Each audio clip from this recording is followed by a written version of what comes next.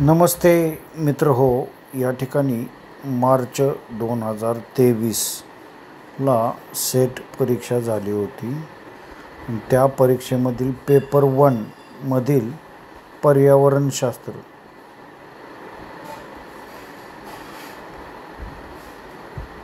म्हणजे एन्व्हायरमेंटल सायन्सचे प्रश्न आपण या ठिकाणी MCQ जे आहेत ते 5 प्रश्न आपण पाहणार आहोत.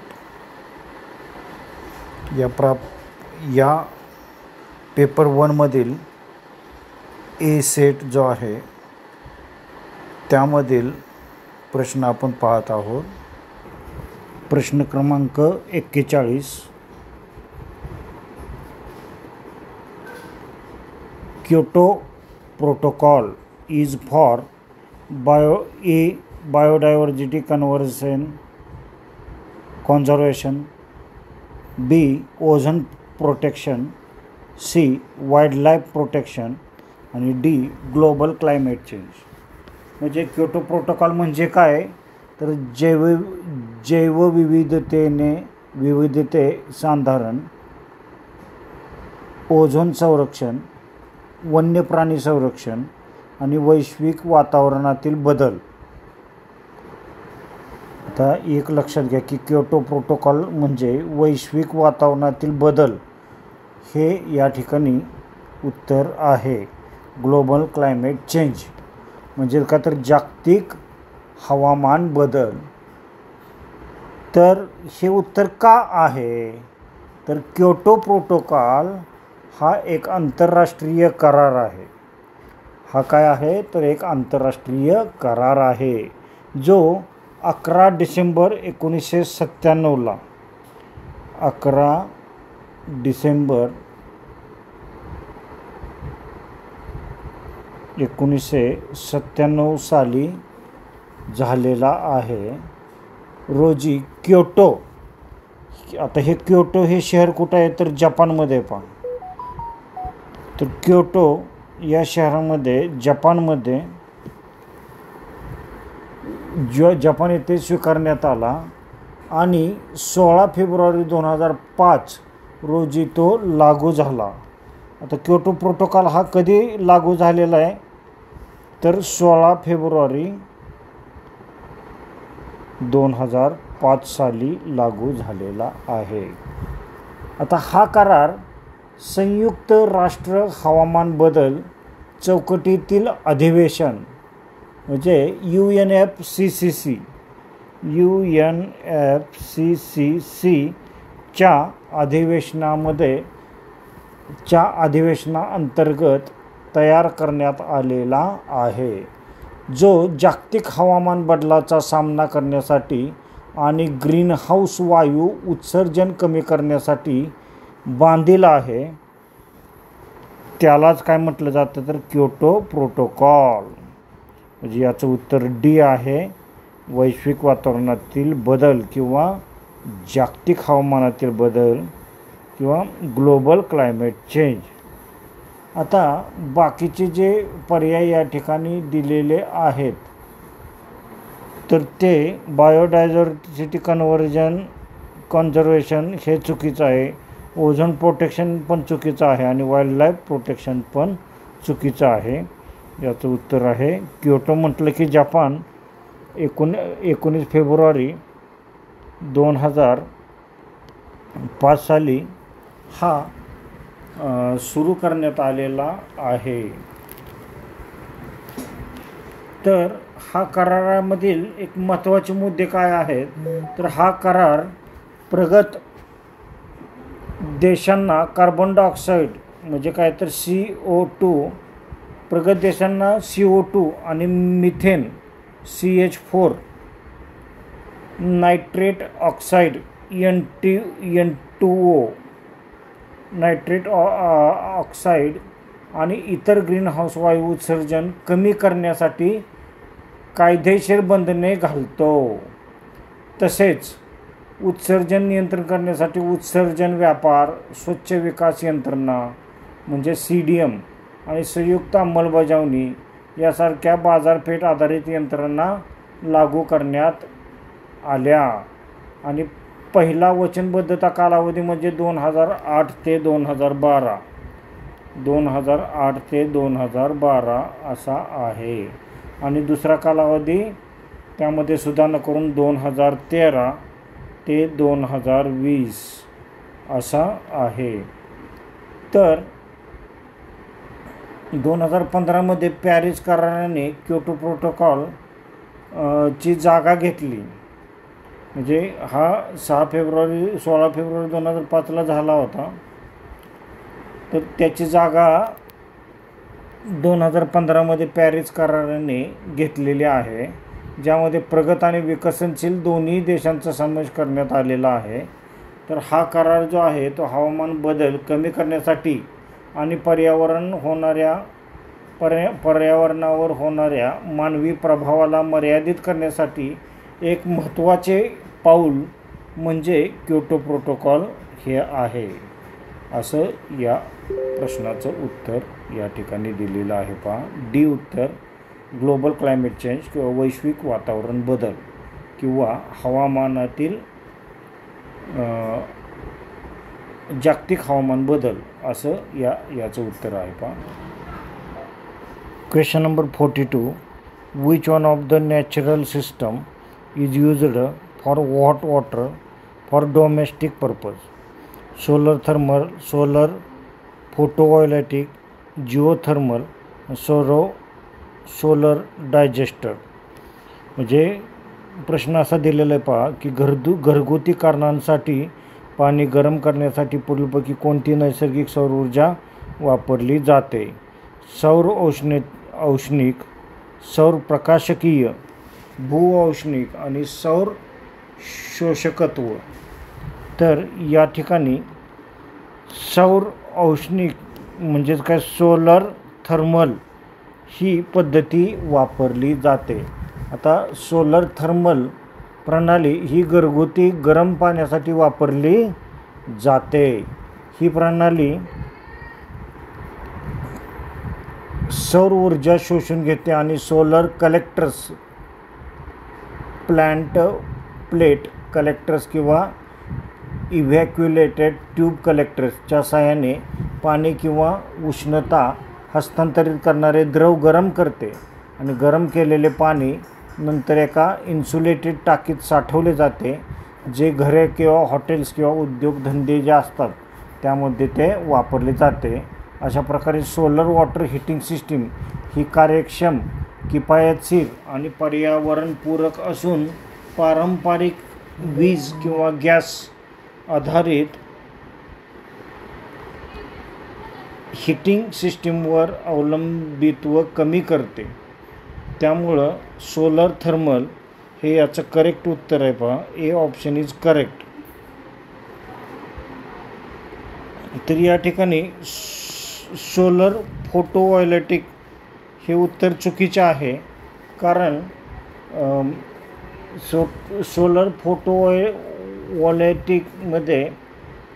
कार्य फोटोवॉल्टिक पेशींच्या साहाय्याने प्रकाश ऊर्जा विद्युत ऊर्जेचे रूपांतरित करते. तर हे का चुकीचे आहे? तर कारण ही प्रणाली थेट पाणी गरम करत नाही, तर वीज निर्मिती करते, जी इलेक्ट्रिक वॉटर हीटर चालवण्यासाठी वापरली जाऊ शकते. तर सौर फोटोवॉल्टिक म्हणजे सौर प्रकाशकीय हे उत्तर चुकीचे आहे. आता जिओथर्मल किंवा भूऔष्णिक म्हणजे काय? तर कार्य पृथ्वीच्या आतील उष्णतेचा वापर करून वीज निर्माण करणे किंवा मोठ्या प्रमाणावर गरम करणे, म्हणजे वीज निर्मितीचे काम हे जिओथर्मलकडून होते. त्यामुळे हे पण चुकीचं आहे. पहा आता सोलर डायजेस्टर कार्य काय? तर बहुधा सौर ऊर्जेच्या मदतीने बायोगॅस तयार करणाऱ्या संयंत्रासाठी वापरले जाणारे नाव म्हणजे काय? तर सोलर डायजेस्टर असं आहे. त्यामुळे हे पण या ठिकाणी चुकीचं आहे, कारण हे इंधन निर्माण करण्यासाठीचे आहे, पाणी गरम करण्यासाठी नाही. तर या ठिकाणी काय दिलेलं आहे की घरगुती कारणासाठी पाणी गरम करण्यासाठी टिंब नैसर्गिक सौर ऊर्जा प्रणाली वापरली जाते. तर सोलर थर्मल किंवा सौर औष्णिक जी एनर्जी आहे ती या ठिकाणी वापरली जाते. Question number 43. Excess growth of aquatic plants in our water bodies is due to dash, increase in nitrates, increase in phosphates, increase in nitrate and phosphate आणि सोडियम. तर प्रश्न असा दिलेला आहे पहा की आपल्या पाण्यामध्ये जलीय वनस्पतींचे अमाप वाढ टिंबटिंबमुळे होते. आता जलीय वनस्पती असतात त्यांची वाढ कशामुळे होते असं या ठिकाणी उत्तर आहे. तर त्याचं करेक्ट उत्तर आहे नायट्रेट आणि फॉस्फेटमधील वाढ, increasing nitrate and phosphate. C हे उत्तर बरोबर आहे. आता सी हे उत्तर का बरोबर आहे, नायट्रेट आणि फॉस्फेट वाढ हे उत्तर का बरोबर आहे, तर जलाशयामध्ये पाण्यातील वनस्पती आणि शैवालांच्या जास्त वाढीचे मुख्य कारण म्हणजे नायट्रेट NO3 असते. NO3 म्हणजे काय, नायट्रेट आणि फॉस्फेट म्हणजे PO4 यांचे प्रमाण वाढणे आहे. या प्रक्रियेला युट्रोफिकेशन असं म्हणतात. आता नायट्रेट आणि फॉस्फेट हे काय करतं तर हे मुख्यतः शेतीसाठी वापरण्यात येणाऱ्या खतांमधून सांडपाणी आणि औद्योगिक कचऱ्यातून पाण्यात मिसळतात आणि हे पाण्यातील वनस्पती शैवालाच्या अतिवाढीस पोषक घटक म्हणून काम करतात. परिणामी जलाशयातील ऑक्सिजनचे प्रमाण कमी होते, ज्यामुळे जलीय जीवांना हानी पोचते आणि डेड झोन मृत प्रदेश तयार होतो. त्यामुळं नायट्रेट आणि फॉस्फेटमुळे पाण्यामध्ये जलीय वनस्पतीचे अमाप वाढ होत असते. हे उत्तर या ठिकाणी बरोबर आहे. आता खालचे जे पर्याय दिलेले आहे की नायट्रेटची वाढ असा पर्याय दिलेला आहे पहा, तर हे पण चुकीचं आहे. तर काय, तर नायट्रेट ही एक वनस्पती वाढीस मदत करतात, पण फॉस्फेट देखील महत्त्वाची भूमिका बजावतात. त्यामुळं हे उत्तर चुकीचं आहे पहा. आता नसती फॉस्फेटची वाढ येतं उत्तर दिलेलं आहे. तर फॉस्फेटची वनस्पती वाढीस मदत करतात, पण नायट्रेटच्या अभावात परिणाम मर्यादित राहतो. आता सोडियम पण उत्तर चुकीचं आहे पहा. तर ते कशामुळं, तर सोडियम वनस्पती वाढीस मदत करत नाही, त्यामुळे ते योग्य उत्तर नाही. तर या ठिकाणी निष्कर्ष असा काढायचा की जलाशयामध्ये अतिरिक्त वनस्पती वाढीसाठी नायट्रेट आणि फॉस्फेट दोन्ही कारणीभूत असतात. म्हणून योग्य उत्तर जे आहे ते सी, नायट्रेट आणि फॉस्फेटची वाढ हे योग्य उत्तर आहे. अशा प्रकारे हा प्रश्न आपण समजून घेतलेला आहे पहा. प्रश्न क्रमांक 44. Which one of the following air pollutant is responsible for acid rain. आता ॲसिड रेनसाठी रिस्पॉन्सिबल काय आहे, तर या ठिकाणी खालीलपैकी हवा प्रदूषित करणाऱ्या घटकांपैकी कोणता घटक हा ॲसिड रेन होण्यास कारणीभूत ठरतो असा प्रश्न आहे. तर SO2, CO2, CO आणि ओझोन असा प्रश्न दिलेला आहे पहा. तर याचं करेक्ट उत्तर आहे SO2. आता तुम्ही म्हणाल SO2 म्हणजे काय, तर सल्फर डायऑक्साईड. सल्फर डायऑक्साईड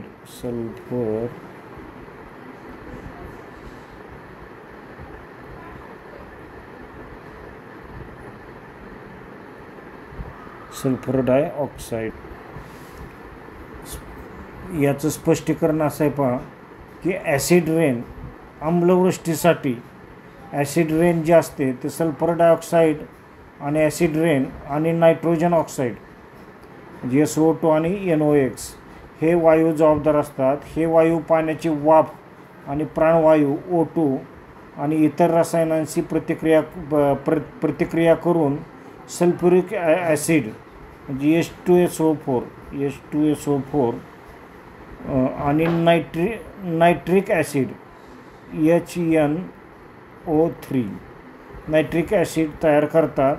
हे आम्ल पावसाच्या थेंबांमध्ये मिसळल्यामुळे आम्लवृष्टी ॲसिड रेन होते.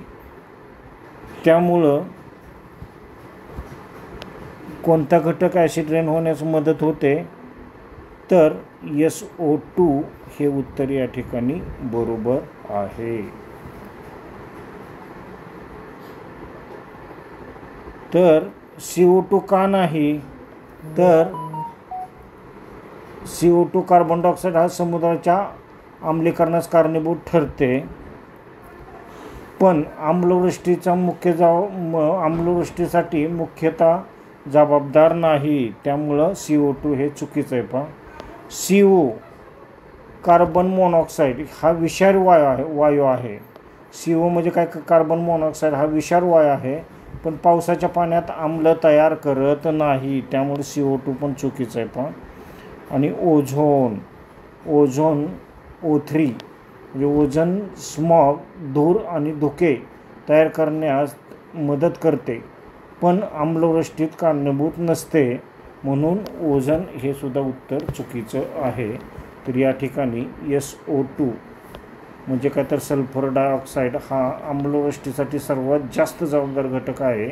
त्यामुळं या वरील प्रश्नाचे उत्तर जे आहे ते SO2 हे उत्तर या ठिकाणी आहे. Question number 45. We part of municipal solid waste can be put in use of soil conditioners by using dash. आता महापालिकेचा ओला घनकचरा टिंबटिंबाचा वापर करून माती सुपीक करता येऊ शकते. खूप सोपं आहे बघा. तर कंपोस्टिंग, पायरोलायसिस, बर्निंग आणि इन्सिनरेशन. तर याच्यामध्ये कंपोस्टिंग हे उत्तर या ठिकाणी बरोबर आहे. आता हे उत्तर का बरोबर आहे त्याचं स्पष्टीकरण काय आहे, तर कंपोस्टिंग ही एक जैविक प्रक्रिया आहे. ही कसली प्रक्रिया आहे, जैविक प्रक्रिया आहे, ज्यामध्ये सूक्ष्मजीव मायक्रो ऑर्गॅनिझम्स नगरपालिका घनकचऱ्याच्या म्युनिसिपल सॉलिड वेस्ट MSW ओलसर म्हणजे सेंद्रिय भागाचे विघटन करून सेंद्रिय खत म्हणजे कंपोस्ट तयार करतात. हे सेंद्रिय खत मातीची गुणवत्ता सुधारण्यासाठी आणि उत्पादन क्षमतेसाठी वापरले जाते. त्यामुळे ते मातीसाठी उत्तम सुधारक सॉइल कंडिशनर म्हणून ठरते. त्यामुळे कंपोस्टिंग हे या ठिकाणी उत्तर दिलेलं आहे आणि ते बरोबर आहे.